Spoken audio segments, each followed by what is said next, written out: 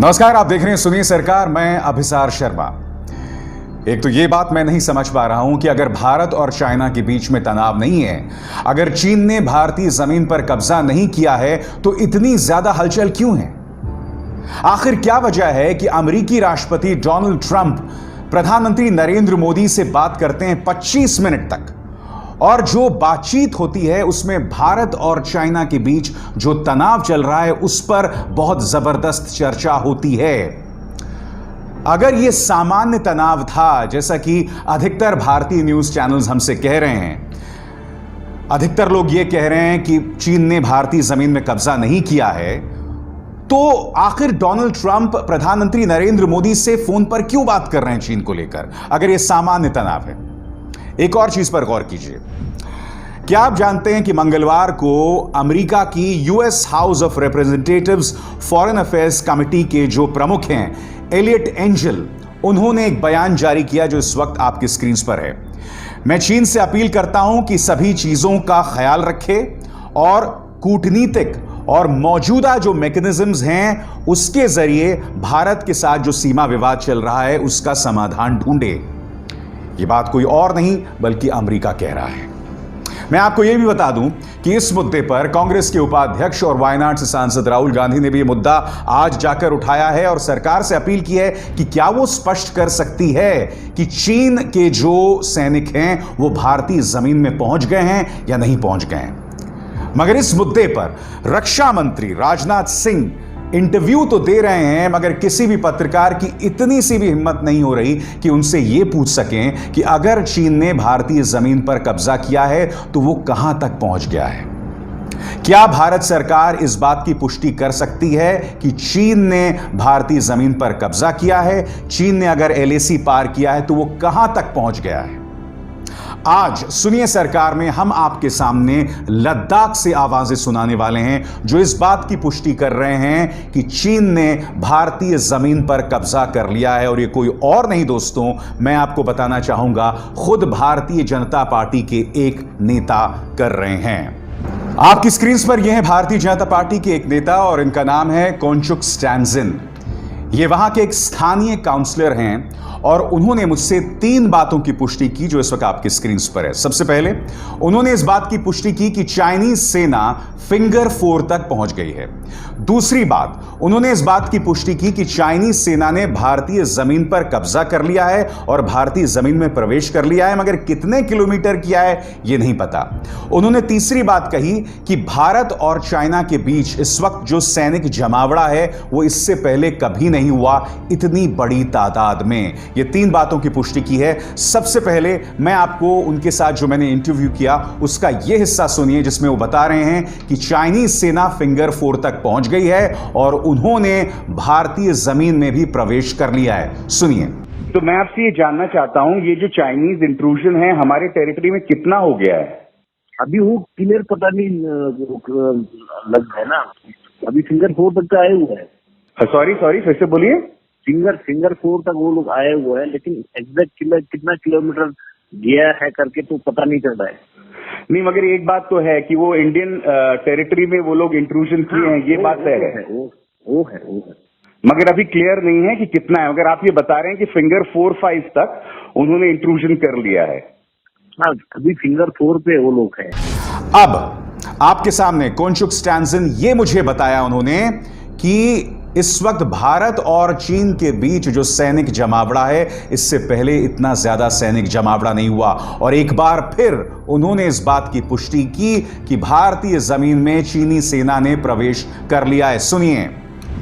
ये जो इनके इंट्रूजन की वजह से प्रैक्टिकल प्रॉब्लम्स क्या वहां पर हो रहे हैं? अभी वही है कि आज तक इतना ज्यादा हैवी बिल्डअप जो है हुआ नहीं, दूसरे यहाँ से भी हुआ नहीं, दूसरे तरफ चाइना से भी हुआ नहीं। तो ये बिल्डअप होने से थोड़ा सा लोग थोड़ा टेंशन में है, क्योंकि मैक्सिमम मूवमेंट जो है विलेज के बीच से ही होता है, तो आगे निकालते ना, तो इसलिए वो स्थिति हुई है वहाँ पे। और अभी भी चाइना जो है पीछे हटा नहीं है, जब से ये फेस ऑफ हुआ था तो वही है। अभी क्लियर नहीं हो रहा ना, सारा कुछ सेटल नहीं हुआ है इसीलिए। मगर ये बात कंफर्म्ड है कि वो लोग इंडियन टेरिटरी में उन्होंने इंट्रूजन किया है, मगर जैसा कि आप बता रहे हैं ये क्लियर नहीं कितने किलोमीटर अंदर आ गए हैं। राइट, क्योंकि वैसे भी वो चाइना और इंडिया के साथ जो भी एलएसी है वो प्रॉपर डिमार्केशन कहीं नहीं है ना, तो कभी वो ज्यादा क्लेम करते हैं, कभी हम क्लेम करते हैं, तो इसके बीच में जो कल तक दोनों नहीं जाते उसके बीच आया हुआ, तो वो थोड़ा सा इशू हुआ है।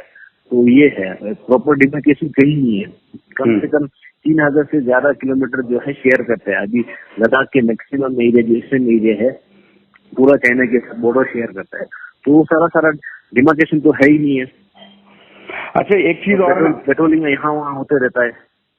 अच्छा, एक और चीज मैं आपसे जानना चाहता हूँ कुनचुक साहब कि ये जो इन एरियाज में क्या इससे पहले चाइना ने कभी इंट्रूजन किया था? क्योंकि आई रिमेम्बर 2013 के आसपास भी इस तरह का कुछ इंट्रूजन हुआ था, तो क्या इससे पहले चाइनीज इतने अंदर तक आए हैं पहले कभी?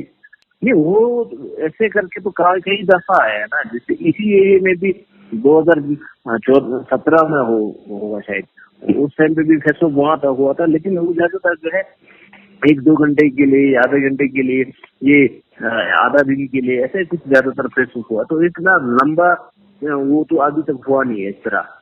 बाकी एरिया भी है, जैसे डमचोक है, तिमूर है, करजुंग है, उस एरिया में भी काफी ज्यादा है फेसबुक हुआ, तो होते रहा है, पहले भी कई दफा होते रहा। मगर ये सबसे ज्यादा लंबे समय तक वो लोग टिके हुए हैं। हैवी बिल्डअप जो है वो पहली दफा हो रहा है। तो पहले भी इंट्रूजन्स हुए हैं, पहले भी घुसपैठ हुई है, मगर ये पहली बार इन्होंने अपने जो है वहां पर बेसेस बना लिए हैं। अच्छा, मैं एक और चीज जानना चाहता था, ये आप कह रहे हो वहां पर वो लोग जमे हुए हैं, तो क्या आपको कुछ खबर मिल पा रही है कि उनका क्या वहां पर जमावड़ा है? टेंट्स लगा लिए हैं, आर्टिलरीज है, कुछ पता चल पा रहा है क्या? अभी वहाँ सिविलियंस का तो वहाँ कोई कनेक्शन है ही नहीं ना, क्योंकि वो लोग सिविलियंस तो बिल्कुल पीछे है, वहाँ पे तो आर्मी तैनात है। तो यही अभी सुनने को यही मिल रहा है कि वो फिंगर 4 पे उनका टेनमेंट लगा हुआ है, करके यही कह रहा है। बात यहां नहीं रुकती। अब मैं आपको सुनाना चाहता हूं इसी इलाके के एक और काउंसलर, इनका नाम है गुरमीत डोरजे, जो इस वक्त आपके स्क्रीन पर हैं। गुरमीत डोरजे बता रहे हैं कि भारतीय मीडिया ने इस मुद्दे की बिल्कुल भी कवरेज नहीं की। अगर पाकिस्तान का मुद्दा होता तो सब लोग इस पर चढ़ जाते, और इसकी वजह से, चूंकि भारतीय मीडिया ने इसकी कवरेज सलीके से नहीं की, इस वजह से वहां स्थानीय लोगों को भी काफी दिक्कतें पेश आ रही हैं। इस बात की पुष्टि इस काउंसलर ने भी की है। जो हमारा जो आर्मी या जो कंसर्न जिन्हें भी बॉर्डर में जो तैनात है, वो जो ना ट्रेडिशनल ग्रेजिंग सिस्टम पता ना होने की वजह से वहाँ पे ग्रेजिंग के लिए जाने नहीं दे रहा है। तो पहले तो 1 इंच 1 फुट 1 मीटर करके जो ना इंक्रोचमेंट हो रहा था, आज के डेट में तो किलोमीटर के हिसाब से हो रहा है। तो इस बेसिस पे अनफॉर्चुनेट है, मेरे ख्याल में लोग, हमारे बॉर्डर के रहने वाले लोग जो ना परेशान है। सबसे पहले जो ना सबसे फेमस पश्मीना फाइबर जो ना उस बेल्ट में जो ना ग्रो होते हैं, तो मेरे ख्याल में अगर ग्रेजिंग करने नहीं देगा तो लाइफ स्टॉक मर जाएगा। तो उस बेसिस पे जो ना मेरे ख्याल में हमें जो गवर्नमेंट ऑफ इंडिया से रिक्वेस्ट है, आप लोग चुप क्यों बैठे हैं, मीडिया वाले क्यों चुप बैठे हैं? क्योंकि जो पाकिस्तान बॉर्डर में कुछ होने लगता है तो मेरे ख्याल में जो ना लाइन पे लाइन लग जाता है। आज के डेट में जो ना हमारे जो ईस्टर्न लद्दाख जो बॉर्डर के रहने वाले लोग जो ना बड़े स्थिति में है, तो उस बेसिस पे जो ना लोग बिल्कुल हाईलाइट नहीं हो रहा है। तो उस बेसिस पे इमीडिएटली वहाँ पे जो ना देखने की ज़रूरत है। अगर मेरे जो एरिया के रहने वालों जो ना रिसेंटली जो यहाँ जो तेगा जो काजूंग एरिया में जो ना हमारे विंटर रिजर्व पार्चर है, वहाँ पे जो छुशुल वाले, रुपशु वाले और ये न्यूमामुद वाले जो ना विंटर रिजर्व हमारे जो न्यू ईयर वहाँ पे मनाते हैं।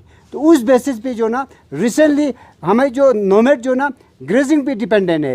लास्ट ईयर इन जो ग्रेजिंग सही नहीं था तो हमने ग्रेजिंग के लिए नहीं गया, तो उस हिसाब से जो ना जो इंक्रोचमेंट हुआ था, चाइना वालों ने जो मिनिमम जो ना 25 मीटर जो ना ऐसे लास्ट जो जनवरी फरवरी के महीने में जो ना इंक्रोचमेंट हुआ है।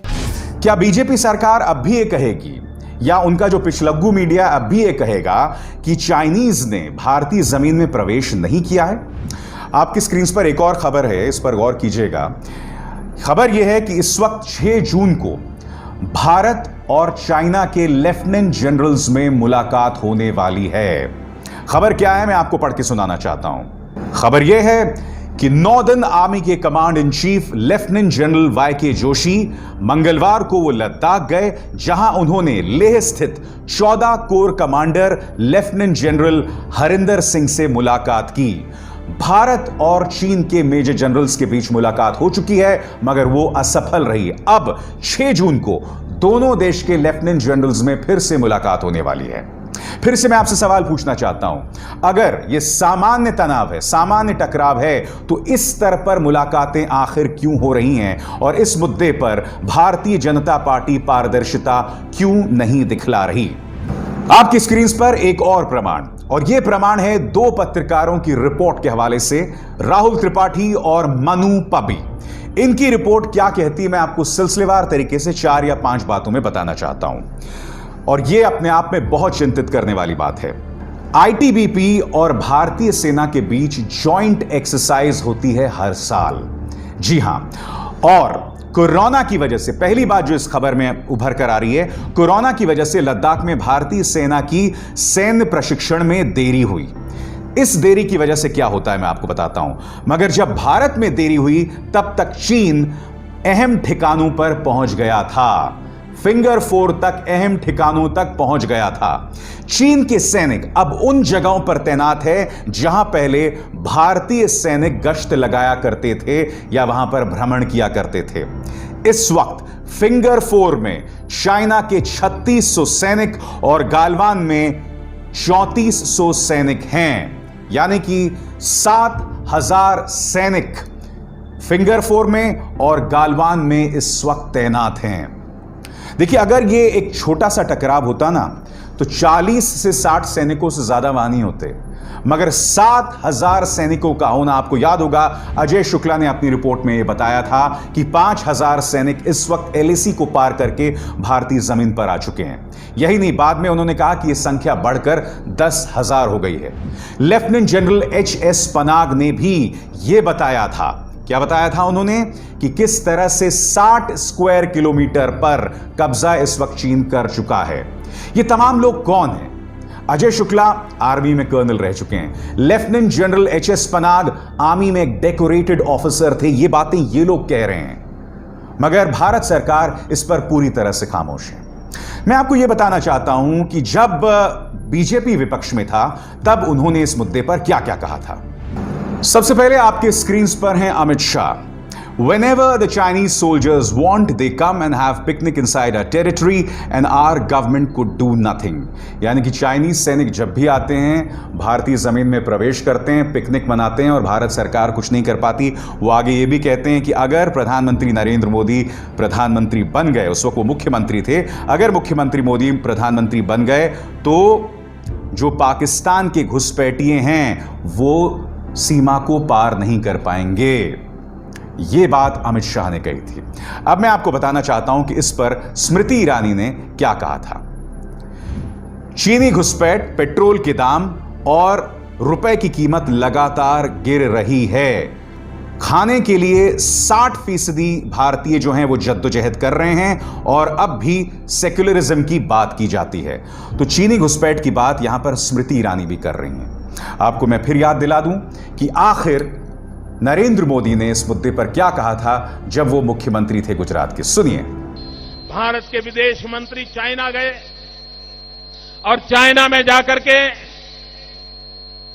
चाइना के साथ उनकी इन जो हरकतों के खिलाफ आवाज उठानी चाहिए थी, लाल आंख कर करके चाइना को समझाना चाहिए था। उसके बजाय हिंदुस्तान के विदेश मंत्री ने चाइना में जाके बयान दिया कि बीजिंग इतना बढ़िया शहर है, मुझे यहां रहने का मन कर जाता है। डूब मरो मेरे देश की सरकार चलाने वालों, डूब मरो। आपको शर्म आनी चाहिए। ये गांव पर नमक छिड़क रहे हैं आप लोग। हिंदुस्तान के 125 करोड़ नागरिकों के मन पे लगी चोट पे आप एसिड छिड़क रहे हो।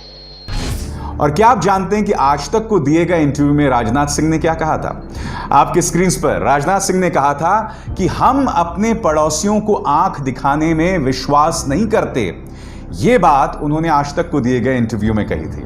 यानी कि जब विपक्ष में थे तब लाल आंख की बात करना, और अब जब आप सत्ता पक्ष में आ गए हैं तो यह कहना कि साहब हमें आंख दिखाने की जरूरत नहीं है। मगर मैं जानता हूं कि आप लोगों के जहन में, कई लोगों के जहन में सवाल होगा कि आखिर ये चीन कर क्यों रहा है, चीन ये क्यों कर रहा है। इसके लिए आपको अमित शाह के संसद में दिए गए इस जबरदस्त बयान पर गौर करना पड़ेगा। सुनिए। इसलिए एग्रेसिव हूं कि जम्मू एंड कश्मीर के पीएको को आप भारत का हिस्सा नहीं मानते हो क्या? एग्रेसिव ना हो, जान दे देंगे इसके लिए। क्या बात कर रहे हो आप? एग्रेसिव होने की क्या बात कर रहे हो? जान दे देंगे इसके लिए। मैं ये बात रिकॉर्ड पर रखना चाहता हूं कि जब मैं सदन में जब जम्मू एंड कश्मीर राज्य बोला हूं, तब पाक ऑक्यूपाई कश्मीर और अक्साई चीन दोनों इसका हिस्सा है। ये बात को तो अमित शाह ने यहां क्या कहा कि हम अक्साई चीन को नहीं भूले हैं, पीओके को नहीं भूले हैं, गिलगिट बाल्टिस्तान को नहीं भूले हैं। तो यहां पर उन्होंने एक कड़ा तेवर अपनाया, कहीं ना कहीं चाइना और पाकिस्तान को एक धमकी भी दी। मगर मैं आपसे पूछना चाहता हूं कि जब आपने ये तेवर अपनाए तब आपने जमीन पर क्या किया? क्या आपने एलओसी पर भारतीय सेना की मजबूती को बढ़ाया? क्या वहां गश्त बढ़ाई? फिर ऐसे में जनवरी से लगातार चीन जो है वो अपनी जोर आजमाइश क्यों कर रहा है?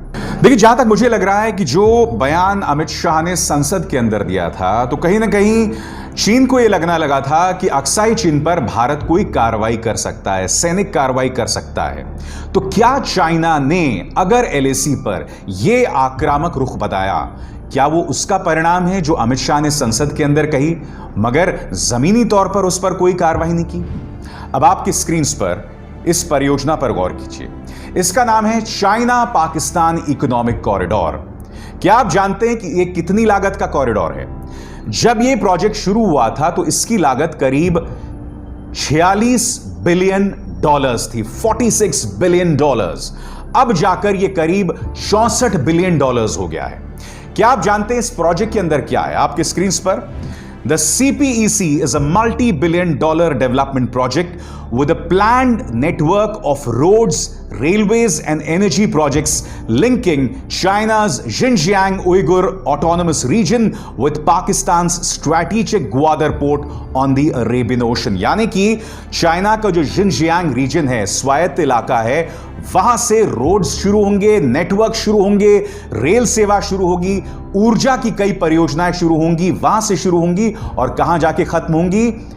कराची के ग्वादर, पाकिस्तान के ग्वादर में, जो कि अरब सागर के बिल्कुल साथ जुटा हुआ है। और ये जो प्रोजेक्ट है उसके फुटप्रिंट्स हैं इन तमाम इलाकों में।